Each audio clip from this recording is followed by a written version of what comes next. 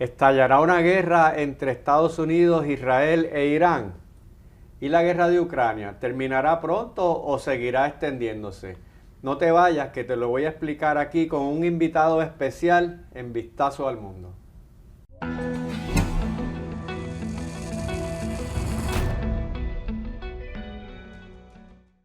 Está pronto a comenzar una guerra entre Estados Unidos e Irán que también involucre a Israel. Por otro lado, la otra guerra, la de Ucrania, ¿está por fin terminando o va a extenderse e incluir otros países adicionales? Pues te voy a hablar de todos estos temas con un invitado especial que tengo, a quien le tengo mucho aprecio, que es un amigo que conocí cuando era mi estudiante en el colegio de Mayagüez, estudiante de ciencia política, que después ha seguido evolucionando y aprendiendo y estudiando todos estos temas de política internacional que le apasionan tanto como a mí. Así que aquí les presento sin más preámbulo a mi amigo y colaborador, el señor Carlos Alemañi. Saludos. Carlos, Gracias, bienvenido profesor. a Muchas Vistazo al gracias. Mundo. Un honor estar aquí en el día de hoy. Pues yo invité a Carlos porque nosotros conversamos prácticamente todos los días sobre estos temas y tenemos unas conversaciones bien interesantes y quería que estuviera él aquí para que ustedes se beneficiaran de este tipo de información que nosotros compartimos a diario. Y lo vamos a hacer en un formato informal. Carlos me va a hacer sus comentarios, sus preguntas y vamos a conversar sobre este tema. Así que sin más preámbulos, quisiera que entonces Carlos introdujera el tema. Vamos a comenzar con Irán. ¿Qué te parece? Me parece bien porque es realmente lo que ahora mismo está escalando. Ahora acaba de salir hoy, el día que estamos grabando este podcast, que el portaaviones Gerald Ford acaba de llegar a Grecia. Así que pues se sigue acercando más al área del posible conflicto. Portaaviones Gerald Ford es el más grande de la Marina de Estados Unidos y el más grande del mundo. Sí, y el más avanzado, aparente y alegadamente. Es el buque insignia de la Marina. Sí, así que pues realmente el mundo está en vilo, los mercados están un poquito estresados porque están a la expectativa de lo que puede pasar, pero realmente yo creo que si ocurre un conflicto, este va a ser el último conflicto que va a ocurrir entre Irán, Estados Unidos e Israel. Pero yo creo que la gente merece saber un poquito del contexto histórico, primero sobre Irán y sobre el conflicto. Estaba leyendo un poco de que Irán tiene unas peculiaridades históricas, por ejemplo, entiendo que fue de los primeros imperios que existieron en el mundo. Sí, el imperio persa es tan antiguo como el imperio griego, como el imperio romano. Ellos tienen una historia de miles de años, una historia muy antigua que ha seguido ininterrumpida, porque muchos países han sido conquistados, han cambiado, han tenido inmigraciones masivas, pero ellos no. Entonces ellos pueden hablar de una historia continua, así como los chinos también pueden hablar de una historia continua desde hace miles de años, una cultura muy fuerte, muy sólida, unas tradiciones enormes. Se convirtieron al Islam cuando el Islam empezó a exportarse por allá en los años 800. Pero ya estando más cerca, ¿verdad? Lleguemos al siglo XX, Irán fue de los poquitos países del mundo que no fue colonia de nadie. Irán no fue invadido ni por Inglaterra, ni por Francia, ni por ninguno de estos países. Entonces, en ese sentido, pues ellos tienen un orgullo muy fuerte de que ellos han resistido al mundo occidental toda la vida. Se convierte en un actor importante cuando descubren el petróleo en Irán a principios del siglo XX, en las primeras décadas del siglo XX, y las compañías petroleras inglesas demuestran interés y se meten allí porque a Irán le pasa lo mismo que le ha pasado a la mayoría de los países que tienen petróleo, que es que no tienen la capacidad tecnológica ni el capital para explotarlo, y tuvieron entonces que permitir que compañías extranjeras vinieran a hacerlo, y al principio la relación con esas compañías era bien desigual. Esas compañías, la Anglo Petroleum, la British Company, no me acuerdo el nombre exacto, ellos básicamente se llevaban toda la ganancia, Irán se quedaba muy poquito. pero hubo una transformación a mediados del siglo XX, que los países petroleros, Venezuela, Arabia Saudita, comenzaron a exigirle más y a asumir control sobre los recursos, aunque las compañías seguían siendo extranjeras y se llevaban el petróleo.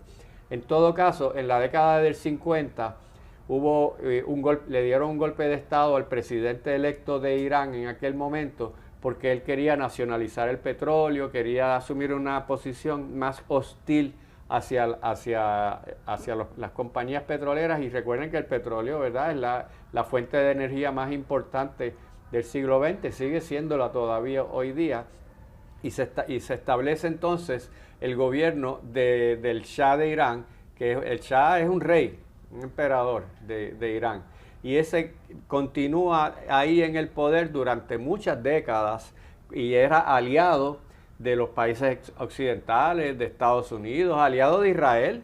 Irán tenía tú sabes que Irán tenía una relación muy buena con Israel.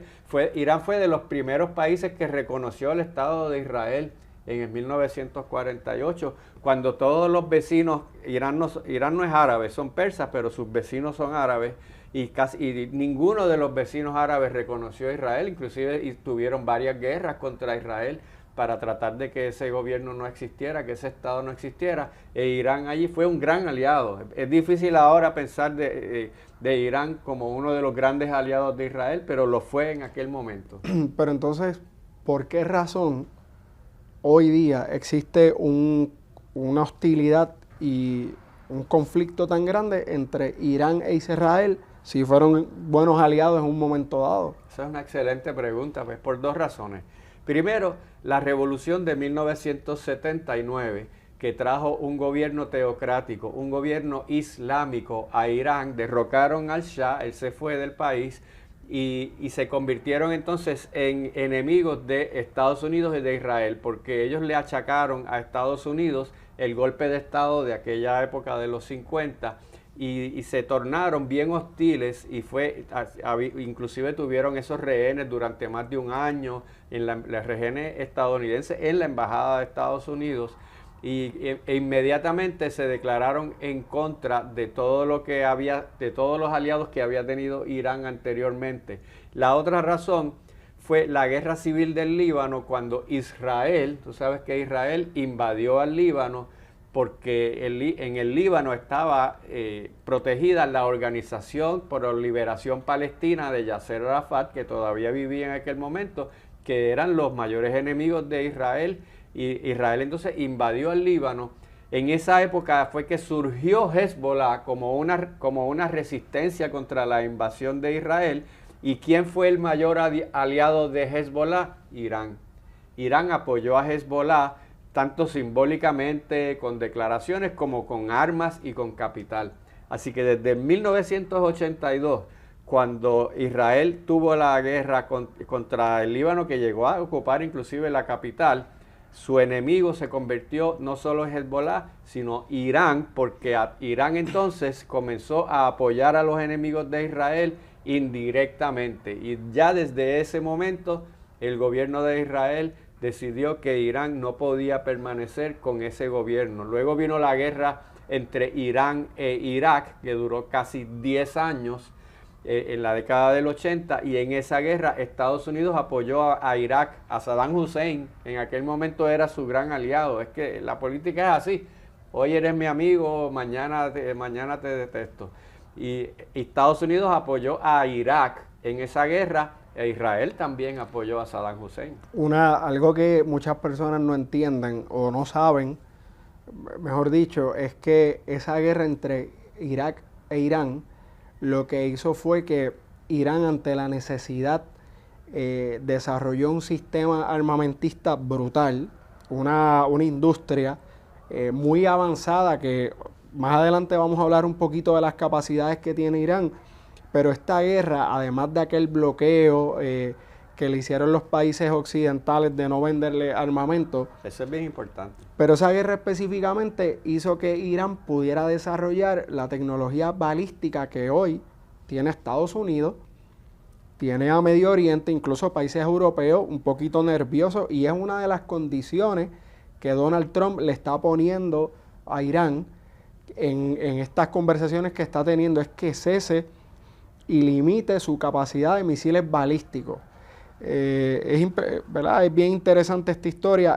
Irán, incluso creo que en una guerra que hubo en el 2006, un conflicto entre Hezbollah e Israel, no sé si fue esa fecha, esa misma fecha, ellos tuvieron que hacer un acuerdo porque se dieron duro los dos. Sí. Israel teniendo un ejército de superioridad, de tecnología, Hezbollah se la hizo bien difícil y fue con la ayuda de Irán. Sí, fue la primera vez que el Líbano realmente se defendió de un ataque de Israel, sí, que pudo contenerlo. Podemos a veces ver y Estados Unidos sigue siendo la fuerza militar más grande, más poderosa, pero tiene unos rivales que pueden darle un poquito de dolor de cabeza. Pero yo quiero que hablemos ahora un poco, moviéndonos al conflicto actual, es sobre el asunto de la posibilidad de que Irán esté desarrollando una bomba atómica, una bomba nuclear. En mi opinión, yo creo que sí, que ellos van buscando eso.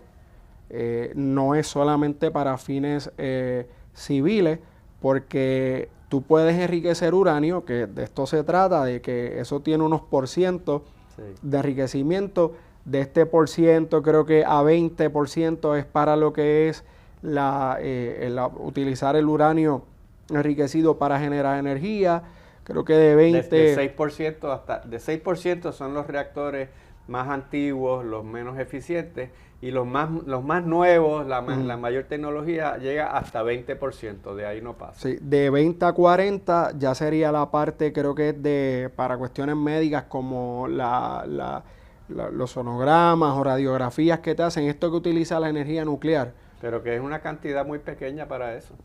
Pero en adición, estamos viendo que Irán sigue enriqueciendo el uranio, porque obviamente ellos necesitan tener una bomba nuclear, porque Israel las tiene, que ellos no han aceptado.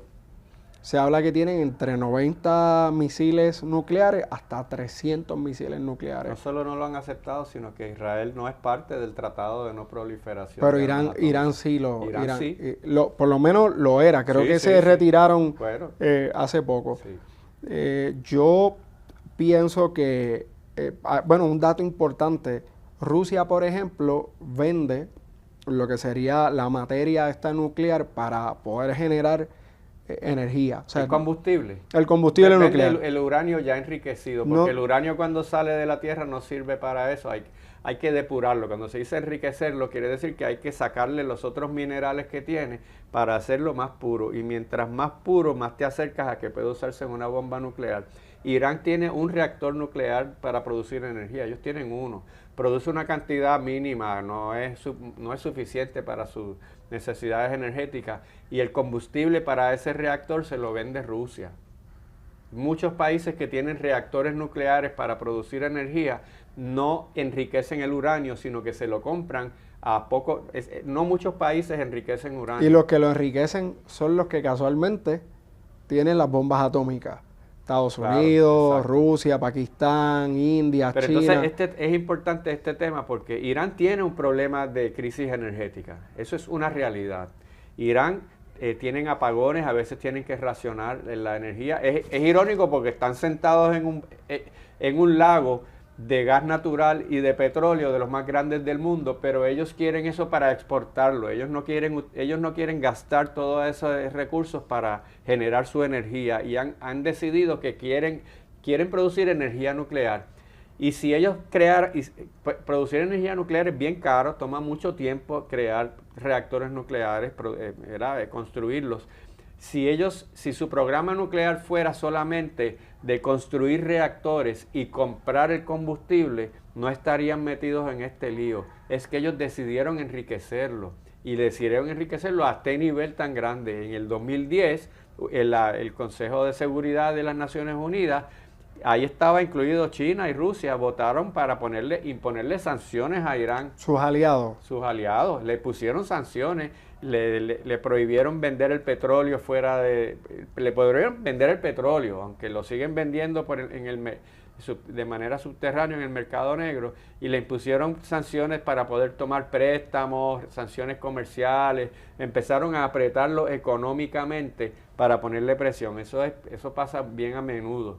Y originalmente entonces Irán llegó a unos acuerdos cuando estaba el presidente Obama de que iba a permitir que vinieran inspectores y que para, pues, con la idea de que le quitaran esas sanciones, porque ellos siempre han dicho que no están produciendo para generar bombas nucleares. Pero cuando llegó Donald Trump, decidió que ellos estaban burlándose de eso y que no estaban cumpliendo. Y ahí fue que comenzó toda esta crisis que desembocó en el verano pasado, cuando hubo esta guerra de los 12 días. Profesor, para finalizar, Irán se habla que tiene una capacidad misilística de 2.000 misiles que pueden llegar fácilmente a la región. Vimos en la guerra de los 12 días que tiene una capacidad de misiles hipersónicos que, a mi entender, Estados Unidos e Israel tienen la capacidad 100% de poder derribarlos.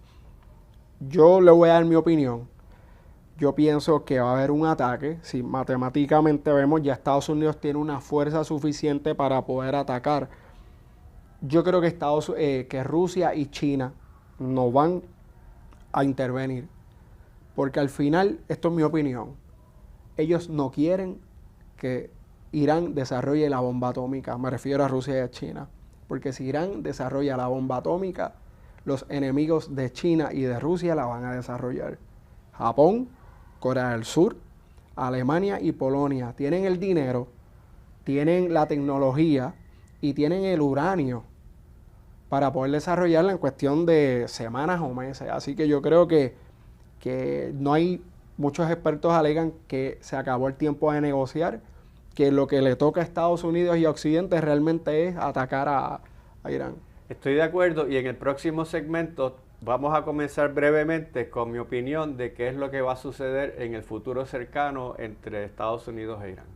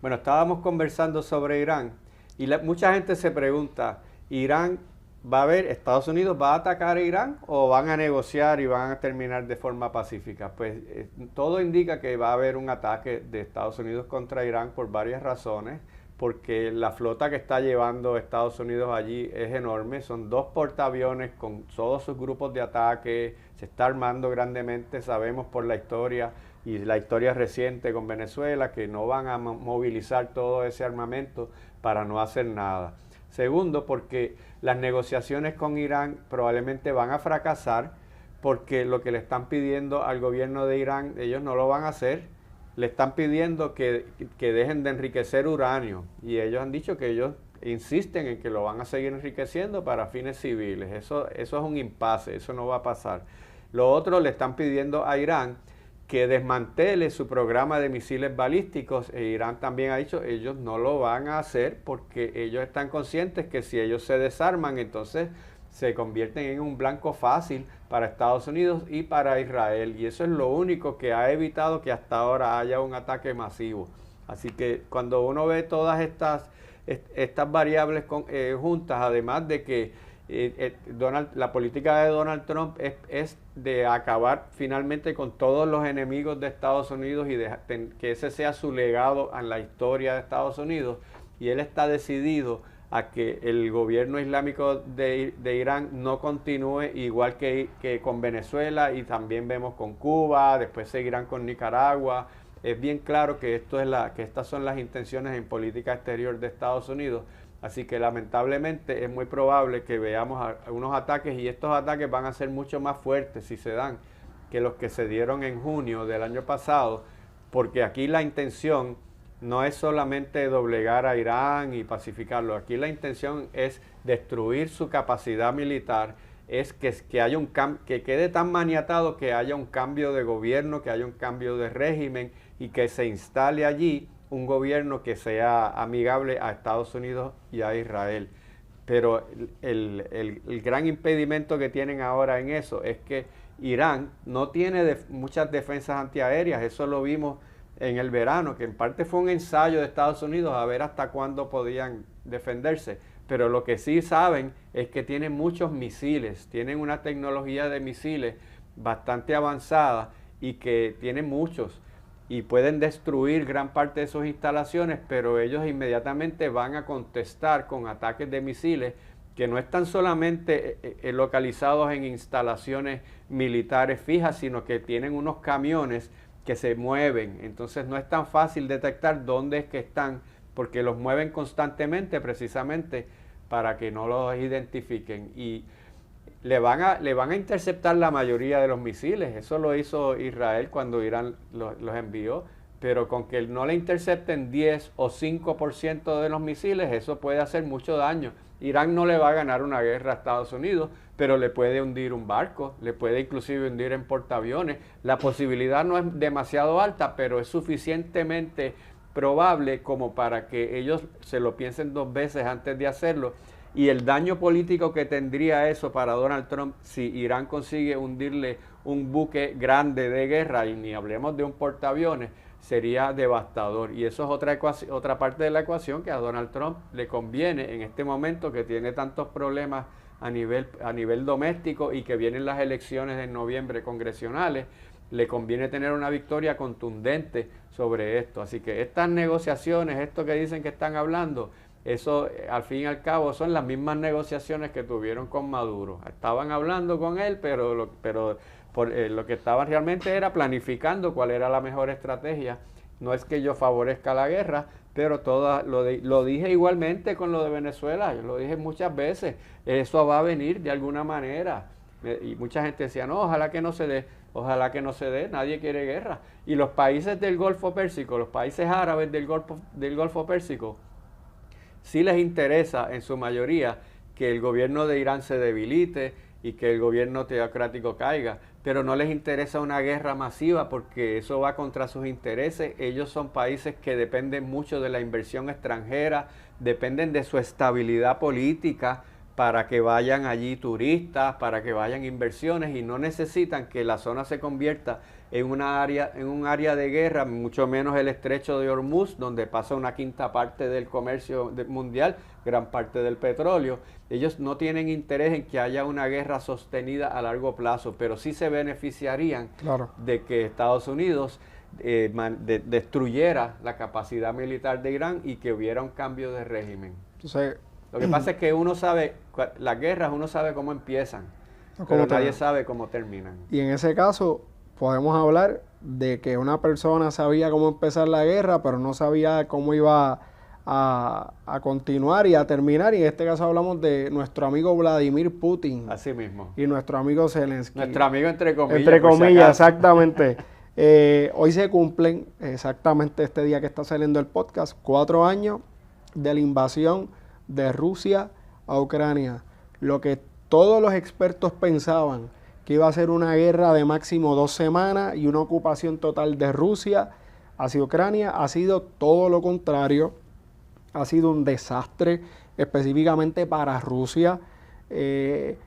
¿qué usted me puede decir que un presidente que de su profesión era un comediante, un actor, empresario en los mundos de las comunicaciones, ha sido la persona que paró a Vladimir Putin, uno de los presidentes más temidos del mundo, que es el presidente de lo que era la segunda potencia militar más grande del mundo? Sí, sí, o sea, Volodymyr Zelensky, el ucraniano, sí era un actor, pero mira, eso hay que tomarlo con pinzas porque te recuerdo que Ronald Reagan, que es uno de los presidentes de Estados Unidos que más impacto ha tenido probablemente en la historia del país, definitivamente en las últimas décadas, él había sido actor de Hollywood. Después de eso se convirtió en político, fue gobernador de California. Entonces hay precedentes, los políticos pueden venir de diferentes sitios y lo importante es que tengan esa suspicacia, esa capacidad de asumir el control y tener las fuerzas a su lado. Entonces Zelensky llegó al poder por la vía electoral, pero Zelensky es nacionalista, empezó a tomar medidas que a la población rusa en Ucrania no le gustó, por ejemplo, la política lingüística de favorecer el idioma ucraniano versus el ruso, que eso tiene un historial grande de cuando la Unión Soviética imponía el ruso sobre todas las repúblicas que no eran rusas. Los turistas rusos llegaban a todos esos países, a todas esas repúblicas y había que hablarles en ruso. Ucraniano no se habla fuera de Ucrania, así que es muy común que cuando un gobierno nacionalista llega quiera defender su idioma. ¿Y por qué digo eso? Porque eso es el tipo de política que enfureció a una región, que es la región del Donbass, donde viven étnicamente muchos rusos, la mayoría ahí son rusos más que ucranianos, hablan ruso, tienen tradiciones culturales rusas, es la parte que tiene frontera con Rusia. Y ahí fue que explotó esa guerra civil, que explotó ya cuando todavía Barack Obama era presidente, porque no se puede hablar de la invasión rusa a Ucrania sin hablar de esa guerra civil en el Donbass, que inmediatamente Rusia, Vladimir Putin, comenzó a apoyar a esos rebeldes ucranianos que decían, ucranianos que étnicamente son rusos, y ellos decían que el gobierno ucraniano de Zelensky estaba cometiendo abusos contra ellos. Pero primero fue Crimea, ¿no? Crimea en el 2014, pero fue parte de ese proceso, porque en Crimea también es étnicamente rusa la población, y Rusia, Vladimir Putin utilizó esa excusa de que estaba protegiendo las poblaciones rusas en Ucrania para invadir Crimea, y lo hizo con un referéndum maniatado, un referéndum en el que supuestamente la población de Crimea votó a favor de anexarse a Rusia y salirse de Ucrania. Eso fue un referéndum que el gobierno de Ucrania nunca avaló, nunca certificó como legítimo. La comunidad internacional lo criticó, lo condenó, pero no hicieron nada. Las fuerzas rusas entraron allí y tomaron Crimea. Crimea es bien importante porque esa es la salida al mar Negro, es la parte donde está la flota de guerra rusa, que el único puerto, la única zona donde no está el mar congelado casi todo el año, y estratégicamente para Rusia Crimea era importante, pero desde ese momento Putin se dio cuenta de que podía invadir territorio de Ucrania y no iba a pasar nada. Eran muchas declaraciones, hasta sanciones, pero eran sanciones que ellos pudieron manejar. Putin no sabía que esta guerra, ¿verdad?, según los cálculos, ha costado en inversión de rusa, ucraniana, y los países occidentales y Estados Unidos en ayudas y todo, sobre 1.3 trillones de dólares. Eso es casi el Producto Interno Bruto de México completo. Es una cosa, ha costado más de 1 millón de vidas y las bajas más grandes las ha tenido Rusia, no ha sido Ucrania. Ajá. Rusia ha tenido que recurrir a contratar mercenarios de África, de India y incluso hasta de Corea del Norte. Han ido soldados a pelear porque hay una crisis de para reclutar soldados. Incluso Putin no quiere reclutar específicamente mucha gente de Moscú, San Petersburgo, las grandes ciudades, para no tener un problema político. No quiere hacer servicio militar obligado. Sí. No quiere obligarlos a ir porque es un problema político para él. Pero es increíble cómo entonces ha sido realmente la OTAN quien ha parado a Rusia en ese intento de conquistar Kiev, porque no, ellos llegaron hasta las puertas de Kiev. No cabe duda. Es más, desde antes que Rusia invadiera a Ucrania, ya cuando esta guerra civil en el Donbass, Rusia no pudo ocupar el Donbass definitivamente porque Ucrania recibía ayuda militar de Estados Unidos. ¿No te acuerdas cuando residenciaron a Donald Trump en su primer término? ¿Cuál fue la razón? Que la conversación que tuvo con Zelensky, que él le decía que para seguir enviándole ayuda militar, él tenía que procesar a Joe Biden, acusarlo de unas cosas. O sea que desde la época de Barack Obama, Estados Unidos le ha estado enviando ayuda militar a Ucrania, y esa es la única razón por la cual Ucrania pudo contener y mantener esa guerra civil, porque los rusos étnicos de la parte de Donbass estaban recibiendo ayuda de parte de Rusia y hasta soldados rusos estaban allí. Así que ahí comenzó eso. El febrero 21, hace 4 años, el gobierno ruso dijo que reconocía oficialmente a esas repúblicas, a esa zona del Donbass como 2 repúblicas independientes. Yo recuerdo que yo estaba en un podcast con Rechado en ese momento, en esos días, y yo le dije a Rechado, esto de aquí en adelante, esto quiere decir que van a invadir. Y así sucedió. Con lo que no contaba Putin era con que la OTAN iba a enviarle esa cantidad de ayuda masiva y que se iba a convertir realmente en una guerra, no entre Rusia e Ucrania, sino entre Rusia y la OTAN, que no enviaron soldados, pero le enviaron una cantidad de armamento, tecnología, inteligencia que le han permitido mantenerse. Ellos decían, si envías ciertas armas, vas a cruzar una línea roja. Y seguían. Entonces, Putin seguía poniendo líneas rojas, sí, y la OTAN seguía, hasta llegaron a enviarle aviones F-16, que esa era la línea que todo el mundo temía. ¿Qué usted piensa realmente que va a pasar? Ya, pues se está hablando que no queda mucho. Ucrania está bien lastimada. Sí, siguen bombardeando lo que son las centrales eléctricas para que se mueran de frío, literalmente. Sí. ¿Qué va a pasar? Porque Rusia también sus refinerías están siendo lastimadas, destruidas. ¿Qué va a pasar realmente? Bueno, Ucrania queda va a quedar eventualmente como una potencia militar cuando se recupere. Han desarrollado esta tecnología de drones bien baratos que son tremendamente efectivos.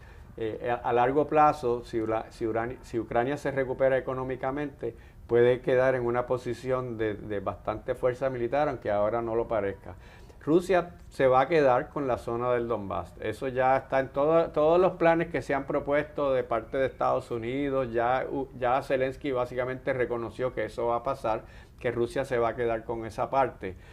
Rusia por otro lado, queda ahora aislado de toda Europa. Eso para Putin, eso fue un golpe fuerte, porque antes de eso él estaba haciendo todo lo posible por unirse, aliarse a Europa, inclusive habló de aliarse a la Unión Europea.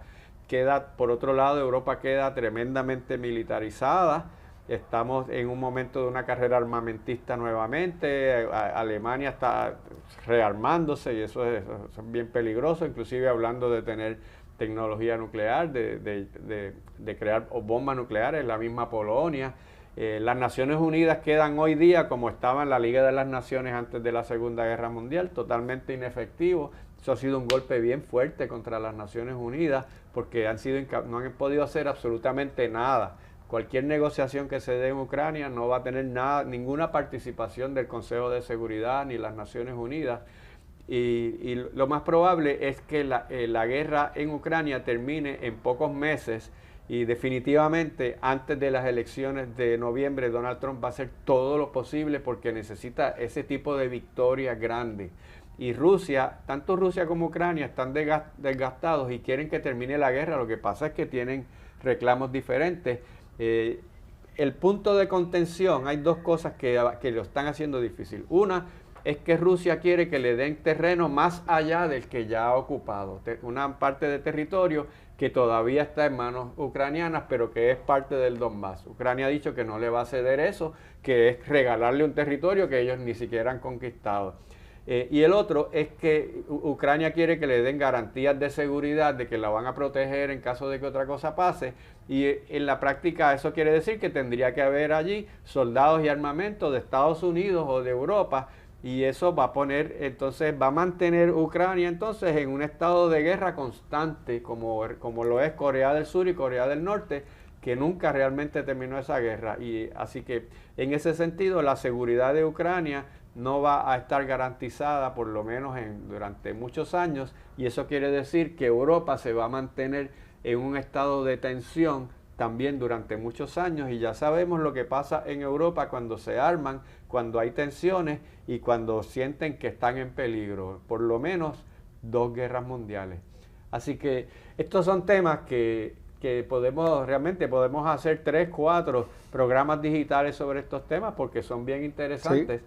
Y yo quisiera, Carlos, agradecerte tu comparecencia aquí, ha sido un verdadero placer, para que la gente vea el tipo de conversación que tenemos informalmente. Carlos fue mi estudiante. Gracias, profesor. Ahora nos convertimos en amigos, él es mi maestro en muchas de estas cosas, y no va a ser la última vez que venga, porque esta conversación la disfrutamos mucho y espero que ustedes también. Dura Streaming, un canal con una oferta variada de contenido hecho para ti. Transmisiones en vivo y programas digitales sobre temas de actualidad, política, economía, bienestar financiero, salud, seguridad y más. Todo para informarte, educarte y entretenerte.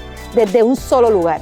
Dura Streaming por YouTube. Únete a la familia de Dura Streaming suscribiéndote a nuestro canal de YouTube y activando la campanita.